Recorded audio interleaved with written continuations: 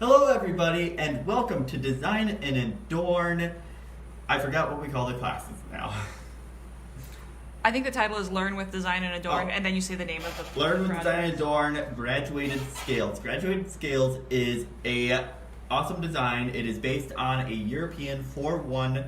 It is a very simple pattern to learn. It is a lot easier than learning the traditional European 4-1.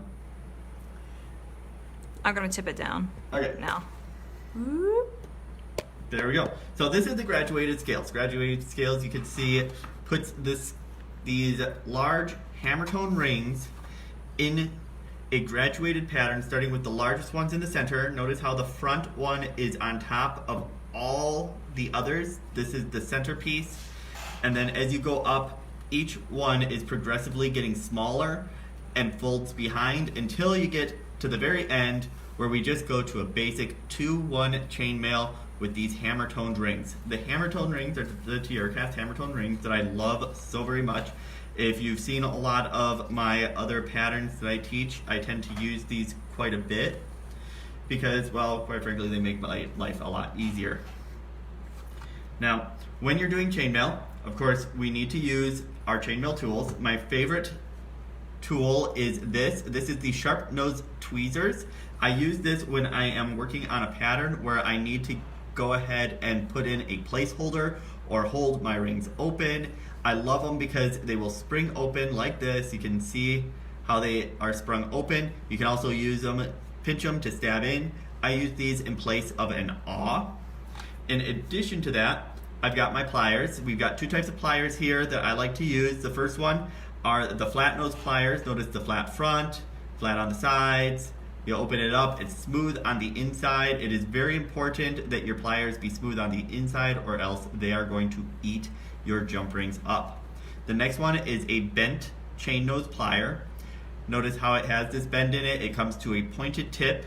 It is great for grabbing a hold of jump rings. Jump rings are, of course, the little rings of wire that have been wound around a spool in order to create a coil and then sawn down the entire length in order to create all these little rings that you just grab a hold of and you open them. When you are selecting your pliers, it is very critical that you make sure that the inside of your plier is nice and smooth and that it is not ridged or like a needle nose pliers. Needle nose pliers, of course, look a lot like the chain nose pliers. The big difference being that the needle nose pliers have teeth on the inside. Those are to grab a hold of nuts and bolts in order to give it additional grip against the steel, since it's not going to be able to indent the steel.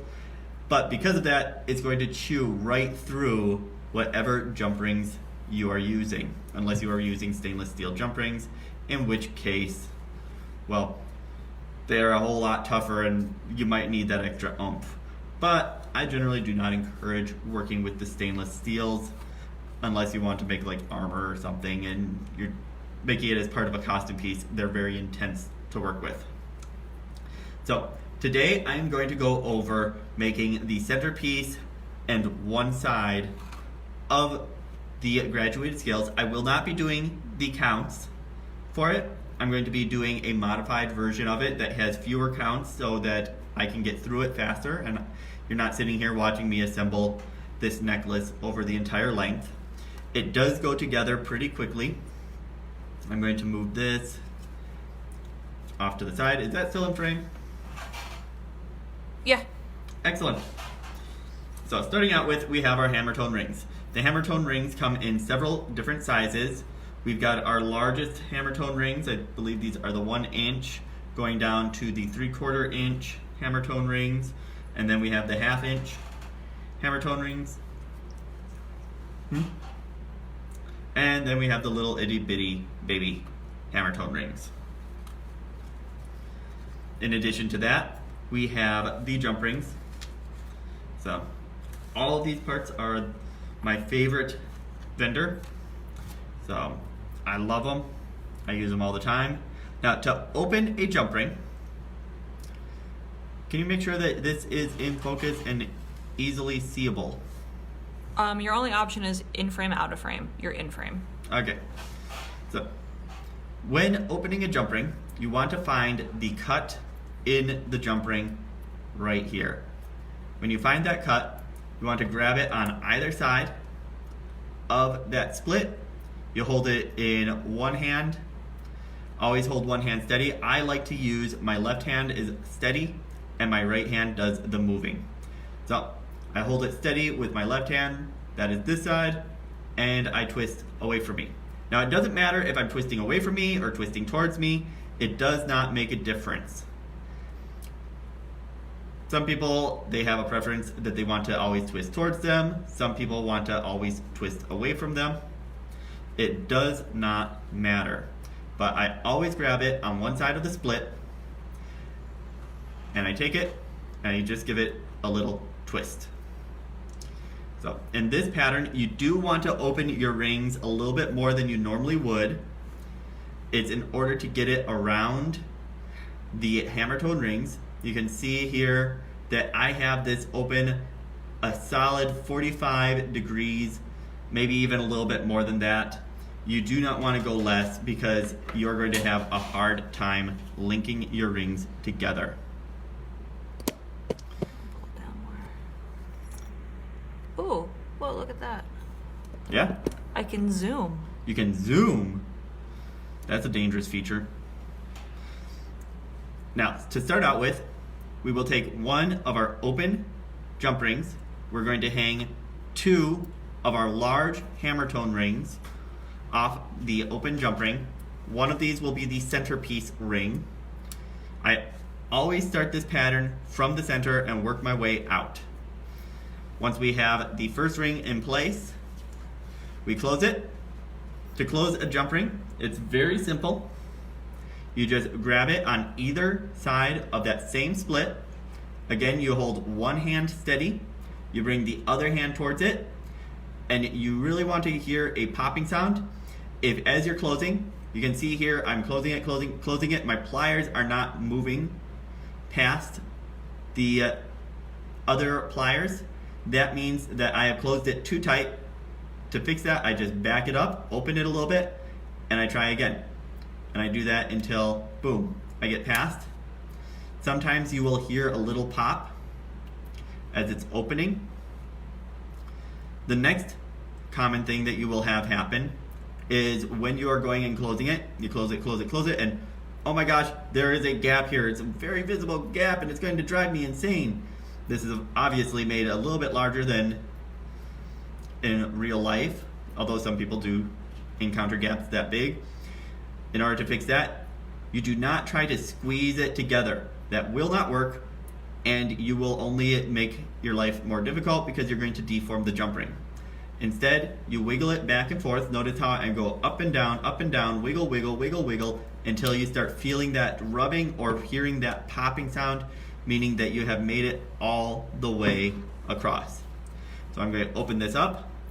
I go through my two hammer tone rings, 1, 2, there they are, and I close the jump ring. Hold it in one hand, pass it back and forth, wiggle, wiggle. I always wiggle past the distance.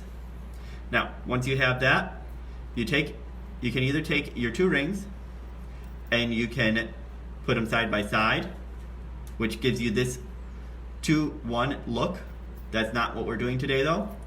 To get the graduated scales look, we take them, we slide one to the top, one to the bottom. Notice how they are separated 180 degrees apart, one on the top, one on the bottom, one on the left, one on the right. It does not matter as long as they are fully separated, and then pull. You can see, whoopsie, you can see that I just threw it across the room. Jump rings will jump.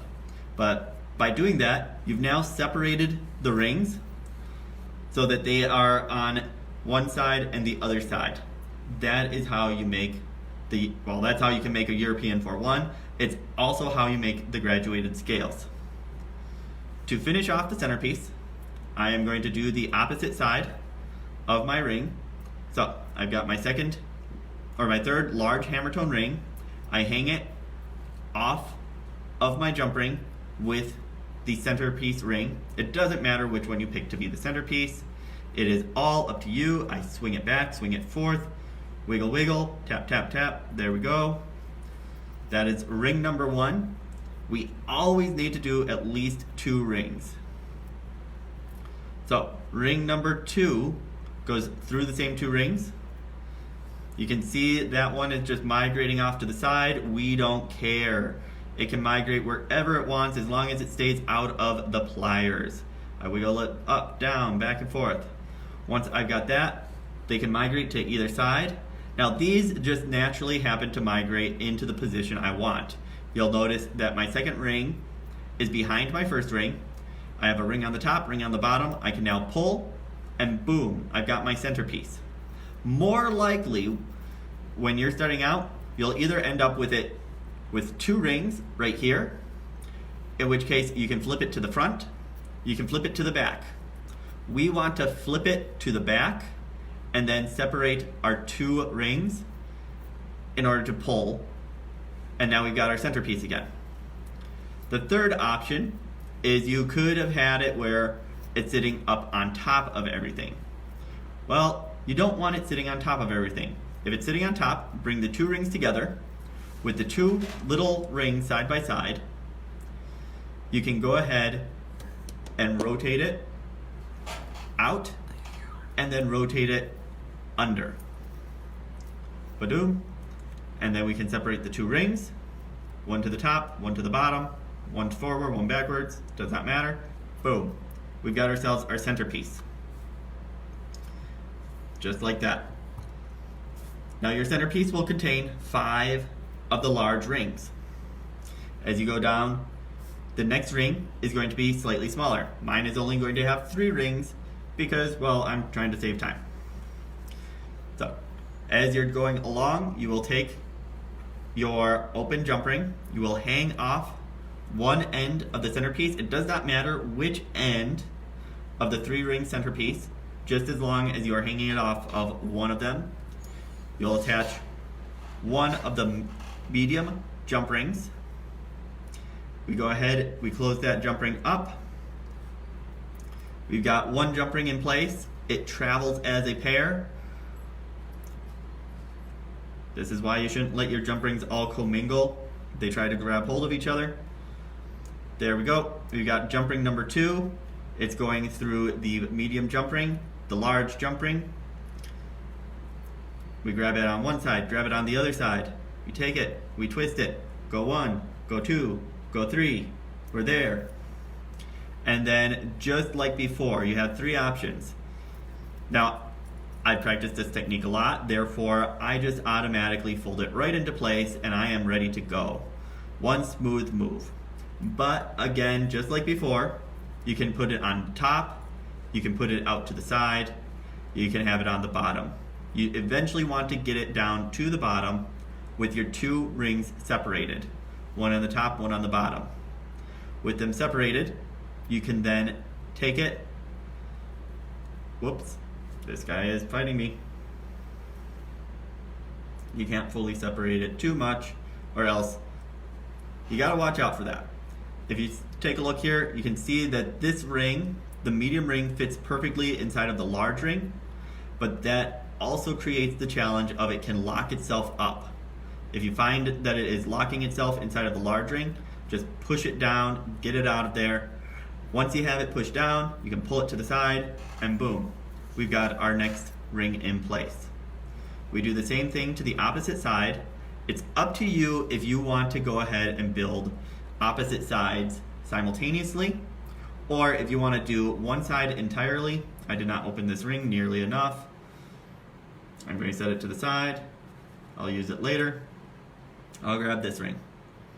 So, like I said, in this pattern, you do need to open your rings nice and wide, or else they can't fit around there. And just a little difference in the amount of open can make the difference in whether or not you can actually get it in. So we've got ring number 1. We hooked it onto the main centerpiece. We go ahead and slide on the little medium ring, not little, the medium ring. Wiggle it back and forth, badoom, and there we go. Next, we add our second jump ring. So notice how when I am holding the jump rings, I am never holding them with the tip. The tip won't give me enough leverage. I always hold it back here in that bend of the bent nose. That's where you get the strength in the bent nose from. Go 1, go 2. We've got our 2 hammer tone rings in place. We take it, go like that, and boom, I can pull it. Whoops, that was on the wrong side. I take it, I flip it over to the other side. Now it's on the back side, and I go ahead and pull it. Now, if you are going back and forth, it is not uncommon for one end to unflip while you're working on the other end. To fix that, you just flip it right back and pull. There we go. Here it is from the front. We will continue with the medium rings. You do 5 of the medium rings. So that's number 1. This is ring number 2. It's ring number 2 because it is the second ring from the centerpiece. Ring number 2. We add the second one, second little ring to hold everything in place. Take it, twist 1, twist 2, pull, and separate.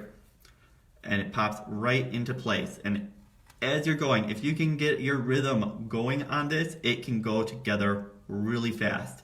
I can assemble one of these necklaces in about 30 to 40 minutes.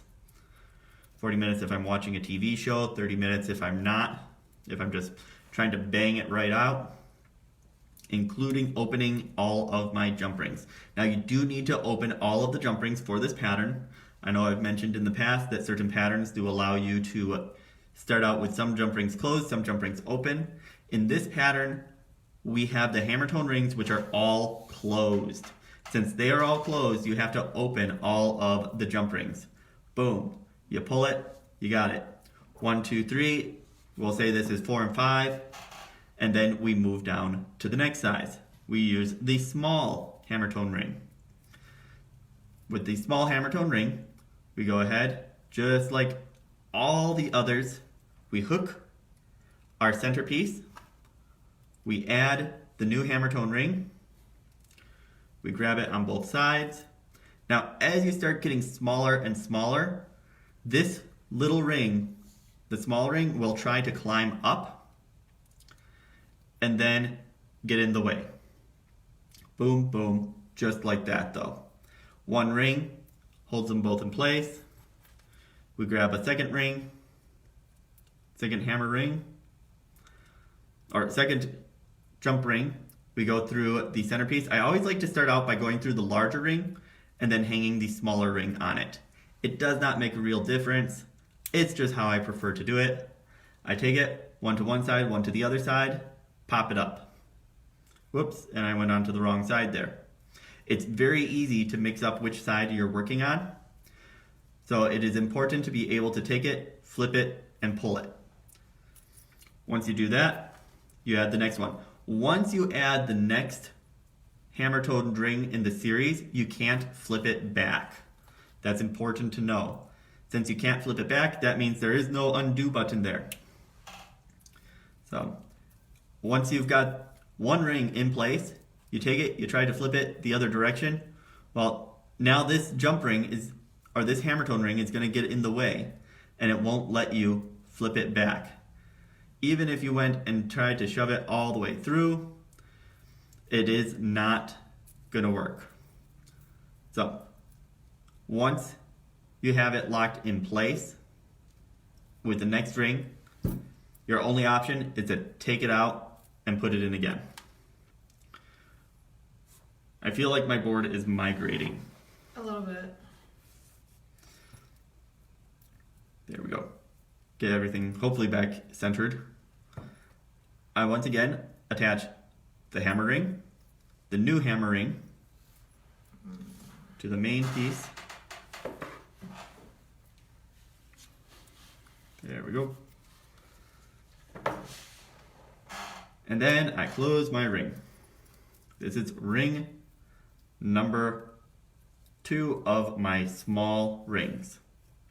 And we'll go ahead and just add ring number 3. quickly, and then we will go down to the tiny rings. Now the tiny rings we do differently. In the main pattern, we are going to be using all of the hammer tone rings will be the same color as the main chain. In the sample, I am using a different color of tiny ring just so that you can see them on camera and be able to distinguish them from the other rings. So we flip it up, we flip it over, we separate, and we pull. Boom, boom, boom. We've got ourselves a graduated scale going, and you can see once again that opposite side has once again decided to unfold on me. It does not matter. I can just take it, flip it, behind, and pull. And everything is back in place. Now, the tiny rings, we are doing something a little differently. For those of you who have watched my other videos, you will remember the 2-2 video. What we are doing here is a 2-1. We're going to use 2 rings going through 1 ring. So, all it is, ring number 1 goes through the first of the tiny hammer tones, connecting it to the main chain. Ring number 2 goes through the same tiny hammer tone, connecting it to the main chain. We take it. Do not flip this one. Once you have it in place, that's it. It hangs there, 2-1. We then grab our next ring and go straight through it. So you can see here, these ones all fold one on top of the other on top of... You're too high. Oopsie. You can see here, these gold ones are all folding one on top of the next, on top of the next, all the way down until you get to the silver ones. At the silver ones, with the tiny rings, all we're doing is we're just making a 2-1 chain. Grab one, grab the other, wiggle, wiggle, pop it. And we repeat, because it is 2 rings through 1 ring.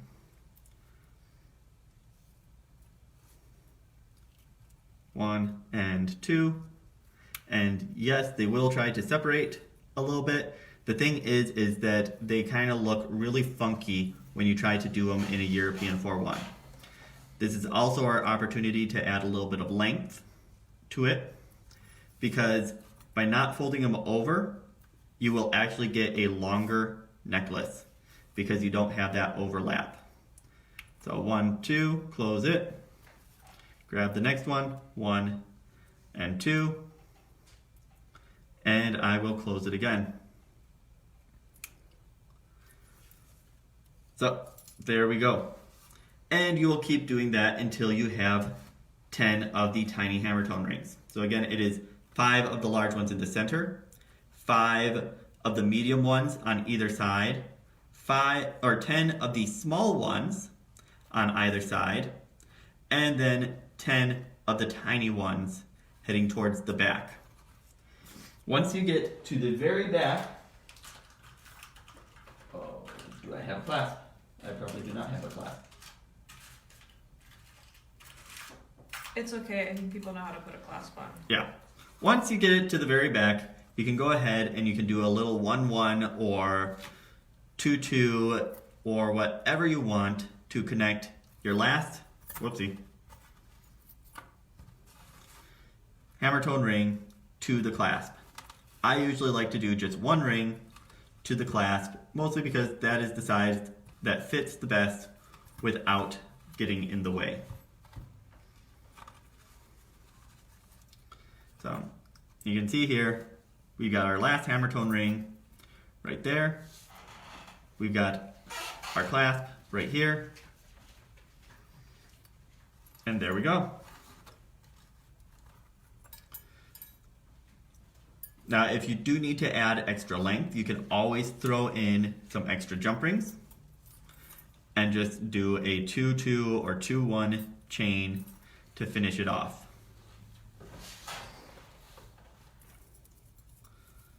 Just like so. Now the graduated scales, once you have completed a graduated scales, or if you're more experienced and you know European 4-1, you may want to check out the Gecko scales. The Gecko scales is done exactly the same way. Yeah. I have one. I just Kits can't are show on the this. website. Yep. Kits are on the website. You can see on the back, you have that same layered look that you've got on the graduated scales, but on the front, and the directions tell you how to do this, we have put these scaly gecko beads all down the length of it.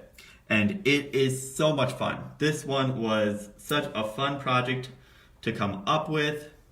It is the next level above the graduated scales. It is not as difficult as a full European 4-1. Kits of both the graduated scales and the Gecko scales are available on the website. I posted a link already to the graduated scales, and I'll post a link to the Gecko scales. We have Gecko scales in a couple different colors. Do you want to talk about the difference between the difficulties in the colors? Yes. So in the Gecko scales, the blue one and the silver one are easier than the orange one. The orange one, I think we call it the fire belly. Fire breather? Fire breather or fire belly gecko. But that one is the most challenging, and it is entirely based upon the difficulty of putting the beads on the jump rings. These are, you'll find, easier to get the beads onto jump rings. With the fire belly, fire breather. It's fire breather. Is it fire breather? Okay.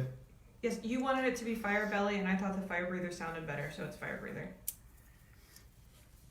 But yeah, so do know that if you get the orange one, you are in for a more challenging time. It doesn't mean that it isn't fun. It's just going to be more challenging. Some people like a greater challenge. Some people want to keep it simpler. If you're starting out, I definitely recommend starting out with either one of the blue blacks or one of the silver ones before you take on that orange one. The fire breather does have extra beads in it to account for the holes being smaller. Yes. In case you break a few beads. Yeah. Oh, that is something that does also happen with the Gecko scales. Don't be surprised if you break a bead or two or find a bead where the hole is too small and it won't fit and you have to throw it off to the side or throw it away. That is just the nature of trying to work with tiny glass beads on metal rings. They were not designed to be used this way. I just happened to find ones that work. So, thank you. I hope everybody has a fun time doing their chainmail. Please do share your projects to our webpage, like our webpage, and if you haven't subscribed to our email newsletter list, please subscribe to our email newsletter list. Now, next week, we will be moving away from chainmail as we move into bead weaving. Ooh. Yeah, I think Rebecca probably has forgotten about that. I totally forgot we said that. Yes. But yeah, so starting next week, instead of doing the chainmail patterns, I will come back to the chainmail patterns later this year once we get some more kits in. But So what's next week? We had talked about a couple of different patterns. We haven't settled on which one. Okay, I'm kind of blanking on this conversation. Okay, but it's going to be bead stitching. Yeah, it's going to be bead stitching. It'll either be a peyote bead stitching like we use with the peyote end caps, or it's going to be the crystal treasure. Oh, okay, now this conversation is coming back to me. Okay, because we have crystal treasure kits. We have crystal treasure kits. I have to put them on the website. Yeah. But I can do that. Yeah, we have crystal treasures. And then there's also my favorite one, the right angle weave. Right. We had talked about doing. And then, are you going to do an ornament in July? Are you going to do a Christmas in July? I might do a Christmas. Ornament? I might do a Christmas in July. Please definitely post to our page if you are interested in beaded ornaments Christmas in July. Because you have to talk me into it. Yes. Yeah. The beaded ornaments, can we quickly run over and grab a sample of one of last year's Christmas ornaments? Yeah, let me show you the one that we have a kit on the website of. Okay, so there is one Christmas ornament that we do have a kit on the website. I think we only have one or two kits left in stock of this. Yeah. It is one of my favorites. It's absolutely gorgeous. No, you need to you have a loose thread you never finished off on here, but. Why do I have a loose thread? I thought I finished them all. You don't want the stand? I don't need the stand. It's not like Okay. Yeah, because I need to tilt it. Well, here, hold on. Hold on. I'm gonna tilt back and now show like. Okay. Now it's back to like your face. There we go. So this is one of the Christmas ornaments we did as part of our, what was the thing? Beaded Ornament Club. Beaded Ornament Club. That's the Cleopatra. Yep. So it's got the small drapes up at the top, the long drapes that hang down below. It is an incredibly long ornament. So I believe it's what, 6? It like just fits on that stand. Yeah. So this is. You're out of frame. Bring it closer to your face. Okay. So this is our regular Christmas ornament stand. It just dangles down at the bottom. Our normal Christmas ornament stands that we stock. We don't sell. We don't sell them stands. that we stock up on every year. It is too long for those. It is a very dramatic piece, and if people are interested in beaded Christmas ornaments, definitely let us know. There are some patterns on the website now if people have really? beads in their stash. Yeah, we have some ornament patterns online if people want to work from their collection, but we only have kits of the Cleopatra. Yep. So, throat dries out. So thank you everybody for coming and watching today. It was a lot of fun. I hope that everybody can go out and enjoy doing chainmail alone together. Alone together! Yes. That's what we do now. We're alone together. Yep. But the graduated scales, it's a fun class. It's a fast project. It's a fun project. It is one of my original designs. So I just really enjoyed it. Thank you.